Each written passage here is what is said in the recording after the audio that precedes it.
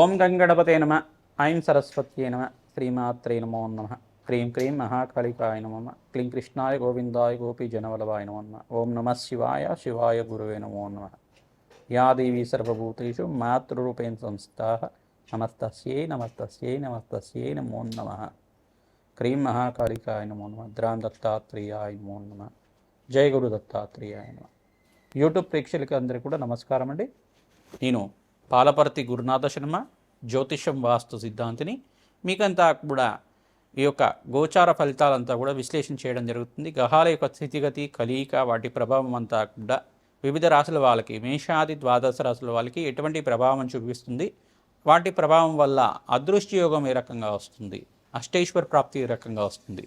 ప్రధానంగా చూసుకుంటే ఈరోజు మనం చెప్పబోయే విషయం ఏంటిదంటే, ప్రధానంగా శుక్రుడి యొక్క మార్పు, నవంబర్ నెల మాస ఫలితాల్లో భాగంగా శుక్రుడి మార్పు అంతా కూడా ఏ రకంగా మేషాది ద్వాదశ రాశుల వాళ్ళకి ఫలితాలంతా కూడా తెప్పడం జరుగుతుంది. ప్రధానంగా గ్రహస్థితి అంతా కూడా చూసుకుంటే మీనరాశిలో శనీశ్వరుడి సంచారం జరుగుతుంది. కుంభరాశిలో అంతా కూడా రాహు సంచారం, ఈ యొక్క కేతు సంచారం అంతా కూడా సింహరాశిలో సంచారం జరుగుతుంది. ఈ యొక్క రవి బుధ ఆదిత్య యోగంలో అంతా కూడా ప్రధానంగా చూసుకుంటే రవి యొక్క సంచారం అంతా కూడా ఈ యొక్క తులారాశిలో సంచారం జరుగుతుంది. మరియు ఇక్కడ చూసుకుంటే బుధుడంతా కూడా ఈ యొక్క వృశ్చిక రాశిలో సంచారం జరుగుతుంది. అంగారకుడి సంచారం కూడా వృశ్చిక రాశిలో సంచారం జరుగుతుంది. ప్రధానంగా చూసుకుంటే శుక్రుడి సంచారం అంతా కూడా ఇక్కడ కన్యా రాశిలో సంచారం చేస్తున్న శుక్రుడు భగవానుడు అంతా కూడా నవంబర్ 3వ తారీఖు రోజునంతా కూడా నీచ స్థానం నుంచి తన స్వక్షేత్రమైన తులారాశికి ప్రవేశం చేస్తున్నాడు. తన స్వక్షేత్రమైన తులారాశిలో ప్రవేశం చేసిన శుక్ర భగవానుడు అంతా కూడా రవితో పాటు, అంటే సూర్య భగవానుడితో పాటు కలియికతో ఉంటాడన్నమాట. 18వ తారీఖు దాకా జరుగుతుంది ఈ యొక్క గ్రహ గోచారం అంతా కూడా. ఈ యొక్క ఫలితాలంతా కూడా చూసుకుంటే శుక్ర భగవానుడు ప్రధానంగా నీచ స్థానం నుంచి బయటపడి తన సొంత ఇల్లైన తులారాశిలో ప్రవేశం చేయడం వల్ల అఖండమైన అష్టైశ్వర ప్రాప్తి కలగడానికి ఆస్కారం ఉంటుంది. మేషాది ద్వాదశ రాశుల వాళ్ళకి వాళ్ళ జాతకరీత్యా గ్రహబలం ఏ రకంగా ఉన్నప్పటికీ కూడా గోచార రీత్యా యొక్క గ్రహాల యొక్క స్థితిగతి వల్ల వాళ్ళకంతా కూడా వ్యాపారంలో మార్పులు జరగడానికి కానీ, అదృష్టి యోగం కలిసి రావడానికి కానీ, ఆకస్మిక ధనాభం సిద్ధించడానికి కానీ ప్రధానంగా శుక్రుడి యొక్క గోచార ఫలితాలంతా కూడా విశేషంగా చెప్పడం జరుగుతుంది. శుక్రుడు ప్రధానంగా చూసుకుంటే మహాలక్ష్మి స్వరూపంగా, మహాలక్ష్మి అనుగ్రహం కోసం అని చెప్పేసి ప్రధానంగా శుక్రుడి ఆరాధన చేయడం వల్ల మీకంతా కూడా స్థిరలక్ష్మి స్థిర నివాసంగా ఉండడానికి ఆస్కారం ఉంటుంది. ప్రధానంగా చూసుకుంటే ఎవరి జాతకంలో అంతా కూడా శుక్రభగవానుడు కొంచెం బలహీన పడి ఉంటే కనుక ప్రధానంగా శుక్రభగవానుడు అంతా కూడా యోగకరంగా మీకు ఉండడానికి కారణమవుతుంది. భోగభాగ్యాలకు కారణం, ప్రధానంగా చూసుకుంటే అఖండమైన సుఖ జీవితానికి కారణమవుతుంది. ఈ యొక్క అన్యోన్య దాంపత్యానికి కారణమవుతుంది. శుక్ర భగవానుడు అంతా కూడా ప్రధానంగా వ్యాపారంలో మార్పులు కలగాలన్నా, వ్యాపారంలో మంచి కీర్తి గణించాలన్నా, సంఘంలో గౌరవం పెరగాలన్నా, వ్యాపారాన్ని విస్తారం చేసుకోవాలన్నా, వ్యాపారంలో అష్టైశ్వర్య యోగం రావాలన్నా శుక్ర భగవానుడు కారణమవుతాడు. ప్రధానంగా శుక్ర భగవానుడు అనుగ్రహం వల్ల మీకంతా కూడా అష్టైశ్వర్య యోగం సిద్ధించేయాలి అంటే కనుక ఎటువంటి పరిష్కారం ఆచరించాలి, ఈ యొక్క ఫలితాల్లో అంతా కూడా తెలుసుకోవడం జరుగుతుంది. ప్రధానంగా గ్రహగోచారంలో వివిధ గ్రహాల యొక్క ఫలితాలంతా కూడా చూసుకుంటే ఈ యొక్క గ్రహాల యొక్క స్థితిగతి అంతా కూడా కొన్ని గ్రహాల యొక్క దృష్టి అంతా కూడా శని భగవానుడి దృష్టి అంతా కూడా ధనుసు రాశి మీద పడుతుంది. మరియు ఇక్కడ చూసుకుంటే వృషభ రాశి మీద పడుతుంది.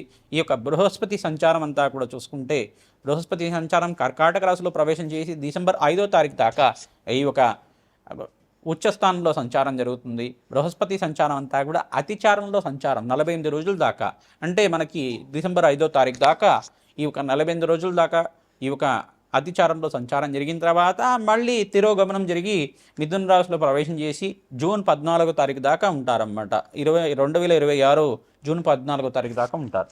ఈ యొక్క మిథున రాశిలో సంచారం అంతా కూడా జరుగుతుంది. మళ్ళీ యథాస్థానానికి మళ్ళీ కర్కాటక రాశికి ప్రవేశం చేసిన బృహస్పతి అంతా కూడా ఈ రకంగా సంచారం జరుగుతూ ఉంటుంది. ప్రధానంగా చూసుకుంటే ఈ రోజున మనం చెప్పుకోబోయే విషయం అంతా కూడా శుక్ర భగవానుడు మార్పు అంతా కూడా తులారాశిలో ప్రవేశం చేయడం వల్ల ఎటువంటి శుభ కార్యక్రమాలు జరుగుతాయి, ఈ యొక్క అష్టైశ్వర్య యోగం సిద్ధిస్తుందా, వ్యాపారంలో ఎటువంటి మార్పులు జరుగుతాయి, వ్యాపారంలో అంతా కానీ, ఉద్యోగంలో కానీ, వివిధ వ్యాపారంలో కానీ, కుటుంబ సమస్యల్లో ఉన్న వాళ్ళైనా కానీ ప్రధానంగా ఎటువంటి పరిష్కారాలు ఆచరించాలి, మేషాది ద్వాదశ రాశుల వాళ్ళకి అష్టైశ్వర్య యోగం సిద్ధించాలి, అదృష్ట యోగం కలిసి రావాలి, రాజ్యయోగం కలిసి రావాలి అంటే కనుక శుక్ర భగవానుడికి ఎటువంటి పరిహారం చేసుకోవాలి నవంబర్ నెల మాస ఫలితాల్లో భాగంగా చెప్పుకోవడం జరుగుతుంది. ప్రధానంగా నవంబర్ నెల మనకంతా కూడా కార్తీక మాసానికి నవంబర్ 20 దాకా అంతా కూడా కార్తీక మాసం చాలా శ్రేష్టమైన మాసంగా చెప్పడం జరుగుతుంది. ఈ మాసాల్లో కల్లా ఉత్తమమైన మాసం, శ్రేష్టమైన మాసం అని చెప్పడం జరుగుతుంది. ప్రధానంగా శివకేశుల యొక్క ఆరాధన చాలా శ్రేష్టమైంది. ప్రధానంగా ఎవరైతే కనుక శివపార్వతుల ఆరాధన విశేషంగా చేసుకుంటుంటారో పరమేశ్వరుడికంతా ప్రీతికరంగా అభిషేక హోమాది కార్యక్రమాలు చేసుకోవడం, ప్రధానంగా చూసుకుంటే నారికెల జలంతో కానీ, శుద్ధోదకంతో, గంగాజలంతో కానీ, భస్మోదకంతో కానీ ఎవరైతే అభిషేకం చేస్తూ ఉంటారో అష్టైశ్వర్యోగం సిద్ధిస్తుంది. ప్రధానంగా మారేడు దళాలతోటి ఈ యొక్క లక్షపత్రి పూజ అనేది కార్యక్రమం అంతా కూడా దేవాలయ ప్రాంగణంలో చేస్తూ ఉంటారు. అటువంటి దివ్యమైన కార్యక్రమం అంతా కూడా పుణ్య కార్యక్రమాన్ని ఆచరించడం వల్ల అదృష్ట యోగం కలిసి వస్తుంది.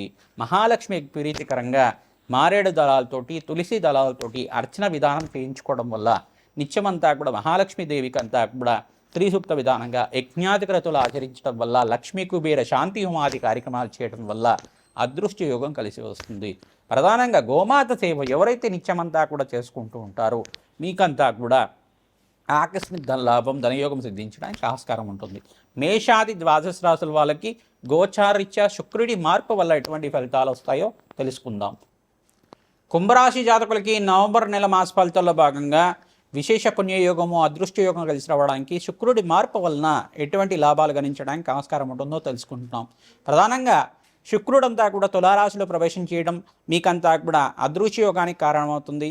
తులారాశి జాతకులు విశేషంగా వివాహాది శుభకార్యాల కోసం ప్రయత్నాలు మొదలుపెట్టుకోవచ్చు. పంచమ స్థానంలో ఇక్కడ ప్రధానంగా చూసుకుంటే షష్ఠ స్థానంలో, పంచమ స్థానంలో అంతా కూడా బృహస్పతి సంచారం అంతా కూడా అతిచారంలో బృహస్పతి కర్కాటక రాశిలో ప్రవేశం చేయడం గురుబలం పెరగడానికి ఆస్కారం ఉంటుంది. వివాహాది శుభకార్యాల కోసం ప్రయత్నాలు మొదలు పెట్టుకోవడం వల్ల మంచి శుభ కార్యక్రమాలంతా కూడా జరగడానికి, ఇంట్లో మంగళ వాయిద్యాలు మోగడానికి ఆస్కారం ఉంటుంది. వివాహాది శుభకార్యాలు జరగడానికి ఆస్కారం ఉంటుంది.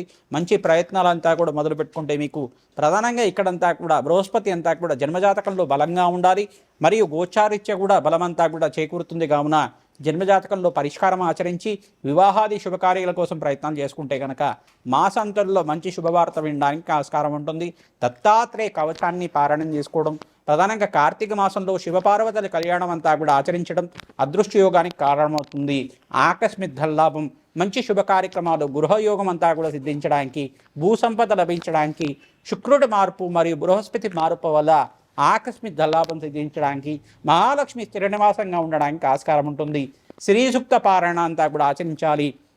ప్రధానంగా చండీ హోమాది కార్యక్రమాలు ఆచరించడం కానీ, చండీ మూలమంత్ర జపాన్ని అంతా కూడా వేద బ్రాహ్మణులతోటి మీరంతా కూడా జాతకరీత్యా ఉన్న దోషాలకి పరిష్కార విధానంగా అంతా కూడా మంచి ఈ యొక్క యజ్ఞాధికరతలు ఆచరించుకోవడం వల్ల, చండీ హోమాది కార్యక్రమాలు, చండీ మూలమంత్ర జపాన్ని ఆచరింపజేయడం వల్ల అదృశ్య యోగము, ఆకస్మిక ధనలాభం సిద్ధించడానికి, మంచి వంశాభివృద్ధి కలగడానికి, వివాహాది శుభకార్యాలు జరగడానికి ఆస్కారం ఉంటుంది.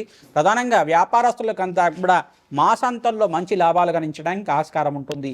ఇక్కడ రవి భగవానుడు నీచస్థానంలో సంచారం జరుగుతుంది. కావున సప్తమాధిపతి అంతా కూడా బలం చేకూరితే మీకు లాభసాటిగా ఉంటుంది.